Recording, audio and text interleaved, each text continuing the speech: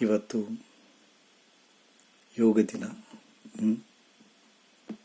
ಭಾರತ ಇಡೀ ವಿಶ್ವಕ್ಕೆ ಕೊಟ್ಟ ಒಂದು ಆಧ್ಯಾತ್ಮದ ವಿಜ್ಞಾನ ಯೋಗ. ಮೊದಲ ಗುಹೆ ಗಂವರಗಳಿಗೆ, ಸ್ವಾಮಿಗಳಿಗೆ, ಸನ್ಯಾಸಿಗಳಿಗೆ ಕೇವಲ ಮನೆ ಬಿಟ್ಟು ಹಿಮಾಲಯ ಸೇರಿದ ಕೆಲವೇ ಜನಕ್ಕೆ ಸೀಮಿತವಾದಂಥ ಜ್ಞಾನ. ಕೆಲವೇ ವರ್ಷಗಳ ಹಿಂದೆ, ನಾನು 61 ವರ್ಷ ಆಯಿತು ಕಲಿಸಲಿಕ್ಕೆ. ಆದರೆ ನಾನೇ ತಿಳಿದುಕೊಂಡು ಕಲಿಸೋದಕ್ಕೆ ಶುರು ಮಾಡಿ ಸುಮಾರು 45ರಿಂದ 50 ವರ್ಷ ಆಯಿತು. ನನಗೆ ನಾನೇ ಪ್ರಶ್ನೆ ಹಾಕ್ಕೊಂತೀನಿ. ಪ್ರತಿ ಶಿಬಿರ ಆದಾಗೂ, ಪ್ರತಿ ಶಿಬಿರದಲ್ಲೂ ನಾನು ಹೇಳ್ತಕ್ಕಂಥ ಯೋಗದ ಬಗೆಗಿನ ವ್ಯಾಖ್ಯಾನ ಮತ್ತು ಯೋಗದ ಕುರಿತು ಹೇಳಬೇಕಾದಾಗ ನಾನೇ ಪ್ರಶ್ನೆ ಹಾಕ್ಕೊಂತೀನಿ. ನಾನು ಯೋಗವನ್ನು ಕಲಿಸ್ತಾ ಇದ್ದೀನ? ನಾನು ಕಲಿಸೋದು ಯೋಗವಾ ಅಂತ ತಿಳ್ಕೊಂಡು, ನಾನೇ ಕಲಿಬೇಕಾದ್ರೆ ಹಿಮಾಲಯದಾಗ ಅಡ್ಡಾಡಿ ಕಲಿತಿರ್ಬೇಕಾದ್ರೆ, ಸಾಧು ಸನ್ಯಾಸಿಗಳಿಗೆ ಭೇಟಿ ಆಗಬೇಕಾದ್ರೆ ಇಂಥದ್ದೊಂದು ಅದ್ಭುತ ಭೂತಪೂರ್ವ ರಹಸ್ಯಮಯ ವಿಜ್ಞಾನ ಇವತ್ತಿಂಥವ್ರ ಕೈಯ ಸಿಕ್ಕ ಏನಾಗಿದೆಪ್ಪ ಅನಿಸ್ತದೆ. ಆ್ಯಕ್ಚುಲಿ ಹೇಳಬೇಕಂದ್ರೆ, ನಾನು ಪ್ರಾರಂಭದಲ್ಲಿ 61 ವರ್ಷ ಹಿಂದೆ ಯೋಗ ಕಲಿಸೋನು ಶುರು ಮಾಡಿದಾಗ ನನ್ನನ್ನು ಹಾಸ್ಯ ಮಾಡ್ಯಾರ. ಏನು ಗೊತ್ತಿರದ ಮಂದಿ, ಎಷ್ಟು ಅವಮಾನಗಳನ್ನ ಸಹಿಸಿಕೊಂಡಿದ್ದೆ ನಾನು.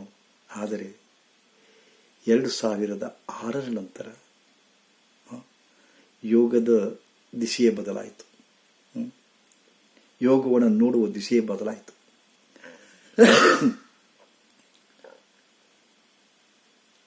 ಒಂದು ರಹಸ್ಯಮಯವಾದಂಥ ವಿಜ್ಞಾನ, ಯಾರಿಗೂ ಪರಿಚಯವೇ ಇಲ್ಲದಂಥ ಒಂದು ಈ ಜ್ಞಾನ ಎಲ್ಲ ಜನಮಾನಸಗಳಿಗೆ ತಲುಪಿಬಿಡ್ತು. ಬಿಕಾಸ್ ಆಫ್ ರಾಮದೇವ್ ಬಾಬಾ.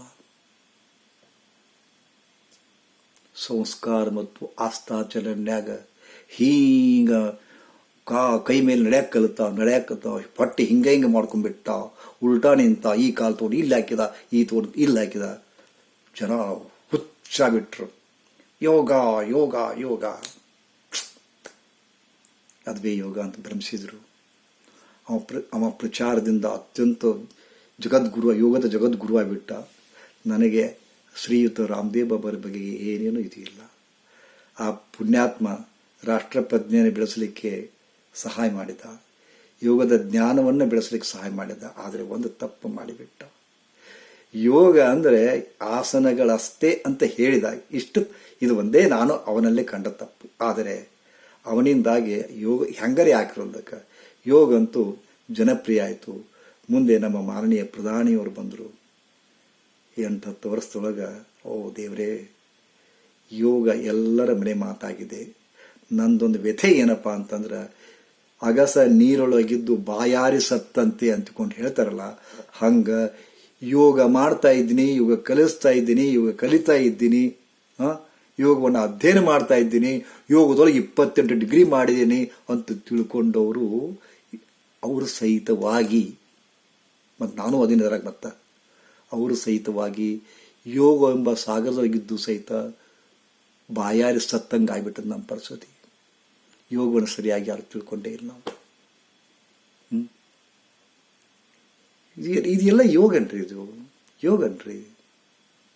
ಹಿಂಗೆ ಒಂದಿಷ್ಟು ಆಸನ ಮಾಡೋದು, ಹಿಂಗೆ ಒಂದಿಷ್ಟು ಪ್ರಾಣಾಯಾಮ ಮಾಡಿದ್ರೆ, ಹಿಂಗೆ ಒಂದಿಷ್ಟು ಕಣ್ಣು ಮುಚ್ಕೊಂಡು ಹುಚ್ಚುಚ್ಚಾರ ಮಾಡಿದ್ರೆ ಅದು ಯೋಗನ್ರಿ. ಯೋಗದ ಹೆಸರಿನೊಳಗೆ ಇವತ್ತು ಜನ ಎಷ್ಟೆಷ್ಟು ಕೋಟಿ ಬಾಚಿಕೊಂಡಾರ. ಯಾರು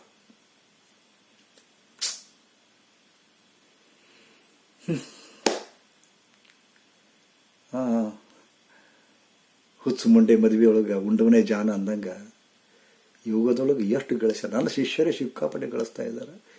ನನ್ನ ಆಶ್ರಮದೊಳಗೆ ಕಲಿತು ಹೋಗಿ ಯೋಗವನ್ನು ಕಲಿಸ್ತಕ್ಕಂಥ, ಅದು ಯೋಗವನ್ನು ಅಂದರೆ ಯೋಗದ ಯೋಗಾಸನವನ್ನು, ಮತ್ತೆ ಟೋಟಲ್ ಯೋಗ ಅಲ್ಲ, ಯೋಗಾಸನವನ್ನು ಕಲಿಸೇ ಇವತ್ತು ಜಗದ್ವಿಖ್ಯಾತರಾಗ್ಯಾರ.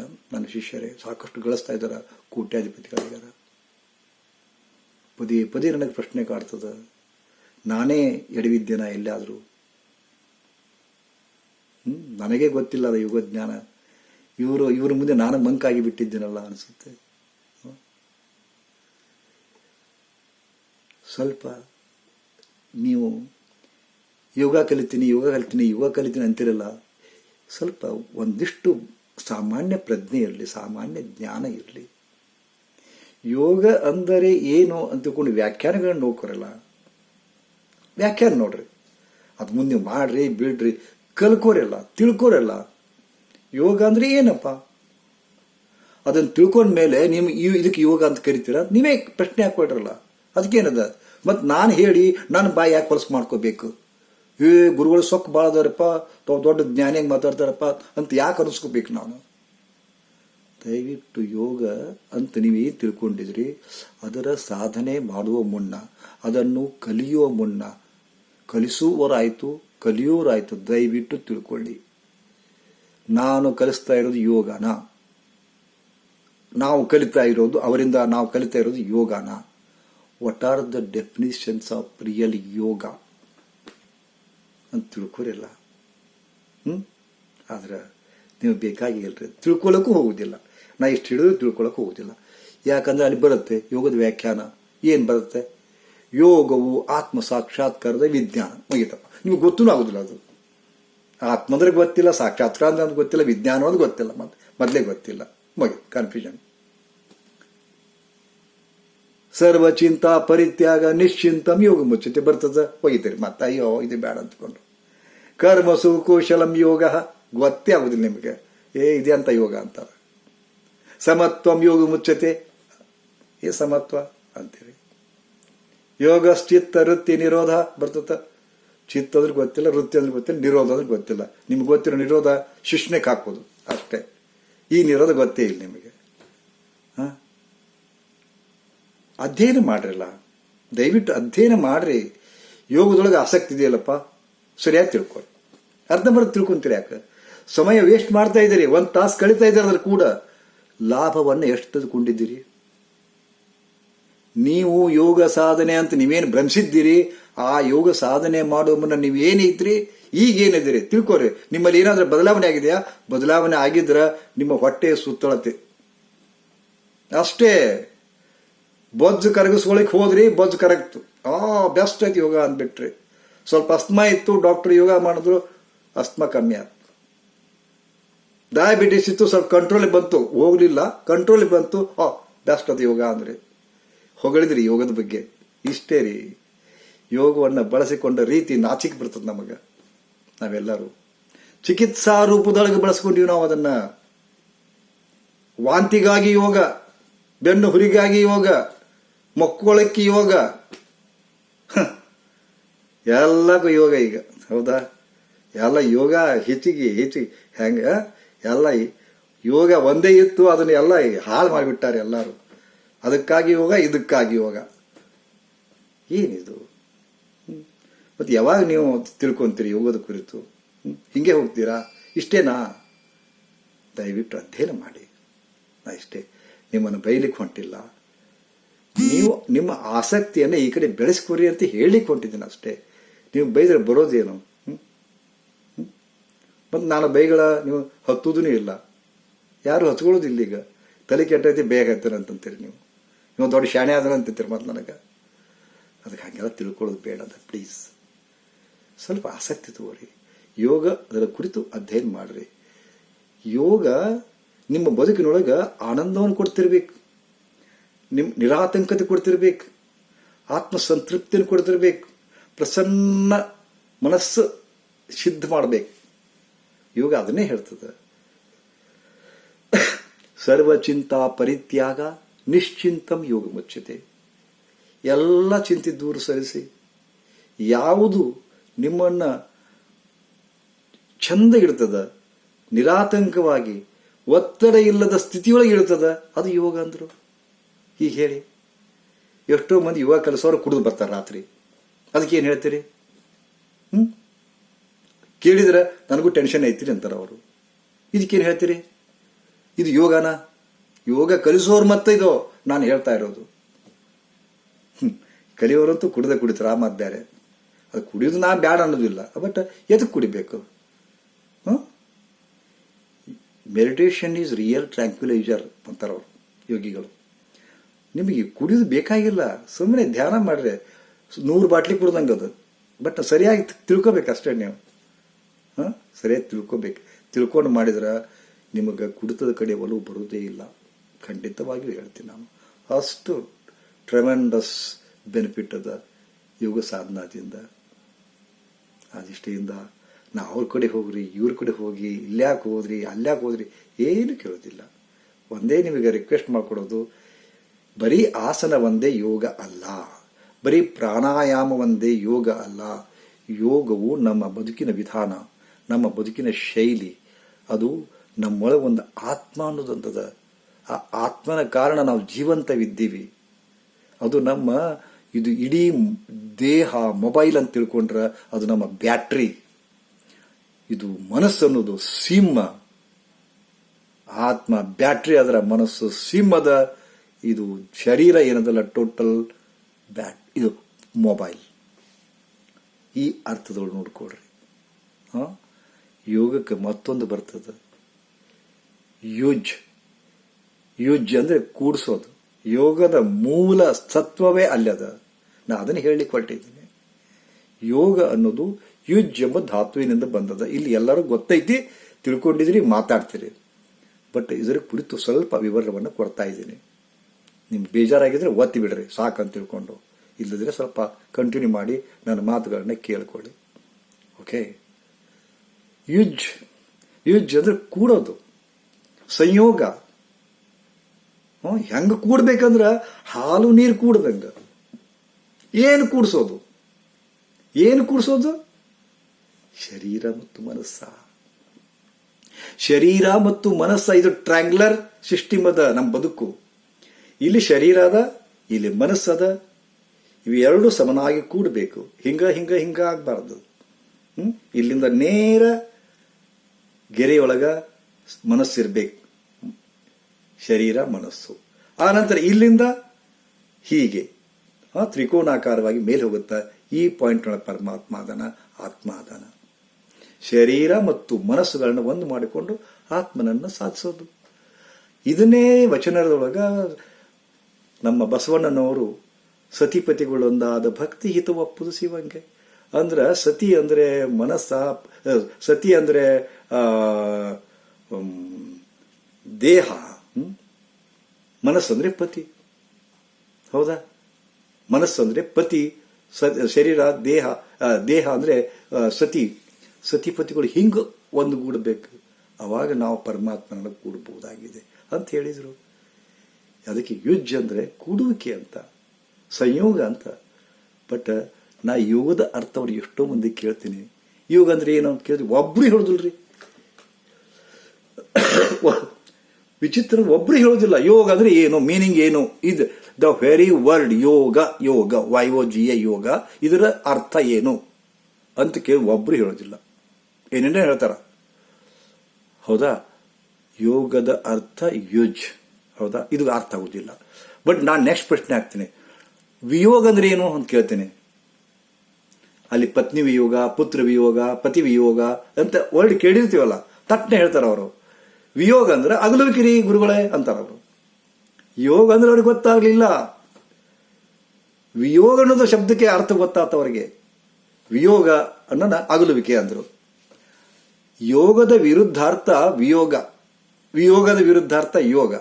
ವಿಯೋಗದ ವಿರುದ್ಧಾರ್ಥ ಏನಂದಾಗ ವಿಯೋಗ ಅಂದ್ರು. ಅಲ್ಲಿ ಅಗಲುವಿಕೆ ಅಥವಾ ವಿಯೋಗಕ್ಕ ಅಗಲುವಿಕೆ ಅಂದ್ರೆ ಯೋಗಕ್ಕೆ ಏನಂತೀರಿ? ಕೂಡಿಸೋದು ಅಷ್ಟೇ. ಹೀಗೆ ಹೇಳ್ಬೇಕಾಯ್ತು. ತಿರ್ಚಿ ಏನು ಕೂಡಿಸೋದಪ್ಪ ಪ್ರಶ್ನೆ ಬರ್ತದೆ ಇಲ್ಲಿ. ನಿರಂತರವಾಗಿ ಈ ಸೃಷ್ಟಿಯೊಳಗೆ ಕೂಡುವಿಕೆ ಕಳೆಯುವಿಕೆ ನಡೆದದ. ಏನು ಕೂಡುವಿಕೆ, ಏನು ಕಳೆಯುವಿಕೆ?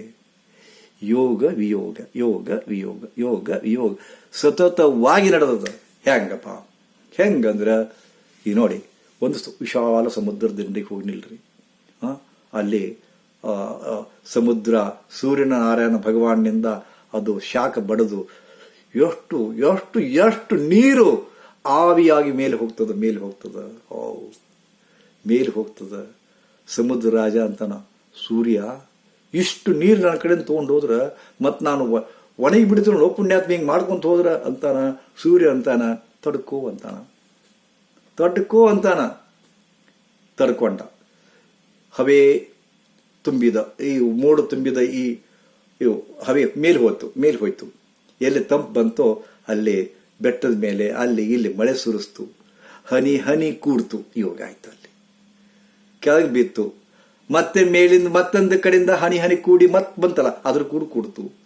ಸಣ್ಣಗೆ ಗುಡ್ಡದ ಪಕ್ಕದಲ್ಲಿ ಒಂದು ಸಣ್ಣ ಒಂದು ತಗ್ಗಿದ್ರೆ ಸಾಕು, ಅಲ್ಲಿ ನೀರು ನಿಲ್ಲ ಶುರು ಆಗ್ತಾವ. ಹನಿ ಹನಿ ಹನಿ ಹನಿ ಕೂಡ್ತಾವ.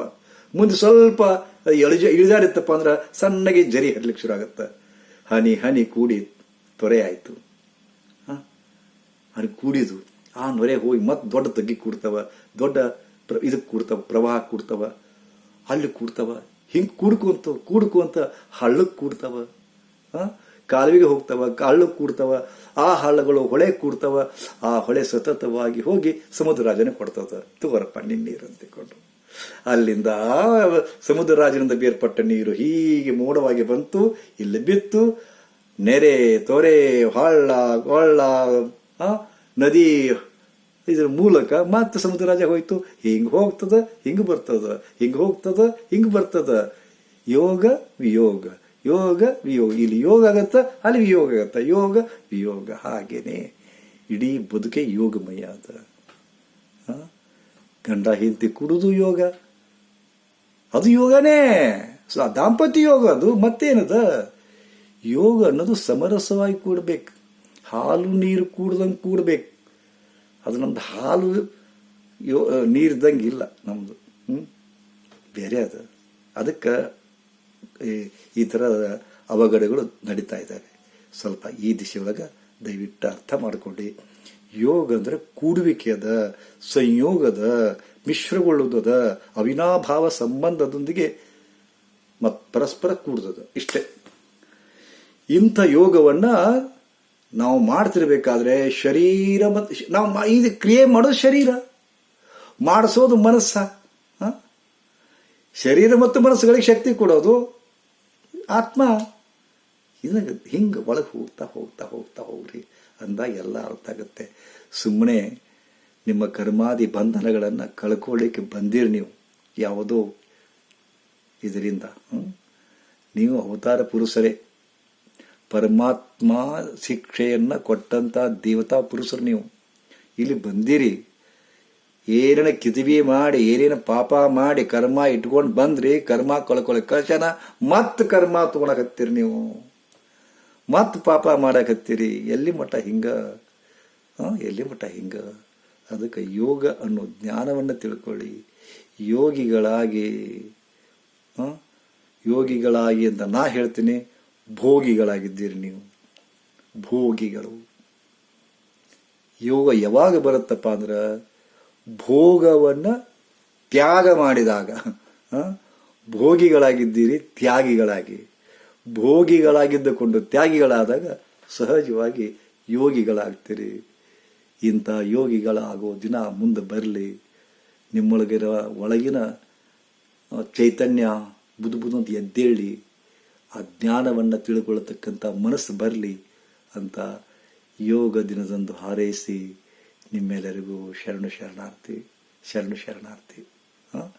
ಇದನ್ನು ಪೂರಾ ನೋಡ್ರಿ. ನಾನು 20 ನಿಮಿಷದ್ದು ವಿಡಿಯೋ ಮಾಡ್ತಾ ಇದ್ದೀನಿ ಇದನ್ನು.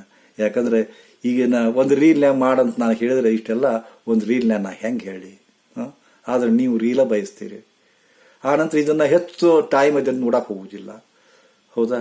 ದಯವಿಟ್ಟು ಇಂಥವು ನೋಡ್ರಿ, ತಿಳುವಳಿಕೆ ಇಲ್ಲದ ನೋಡ್ರಿ, ಮತ್ತೊಬ್ಬರಿಗೂ ನೋಡಕ್ಕೆ ಹಚ್ಚ್ರಿ. ಇದರಿಂದ ನಿಮ್ಮ ಗಂಟೆ ಏನು ಹೋಗುತ್ತೆ.